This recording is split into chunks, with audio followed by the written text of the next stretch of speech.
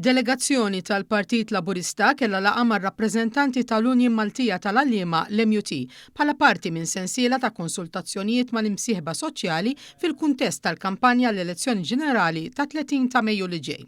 Lan ta' dawn il-laqatu li jiġu diskussi l-proposti u l-viżjoni tal-partit għal-futur tal-pajjiż.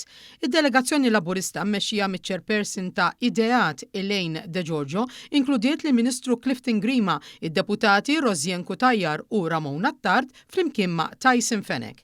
Minħa tal-MUT attendew il-Viċi Presidenti Elaine Germani u Christopher Vella. Fil-laqgħa żewġ partijiet enfasizzaw l-importanza ta' komunikazzjoni kontinwa u miftuħa dwar il-qasam edukattiv filwaqt li jiddiskutew diversi temi marbutin mal-iżvilupp ta' dan is-settur kruċjali bħal ftehmiet kollettivi u l-kundizzjonijiet tax-xogħol tal-edukaturi rappreżentati mill-MUT.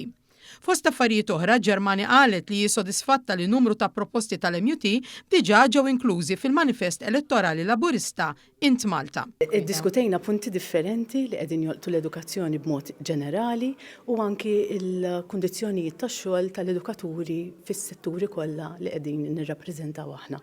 Għamilna t-talba wkoll waqt din il-laqgħa biex l-agreements li għandna miftuħin bħalissa jkunu qegħdin jingħalqu.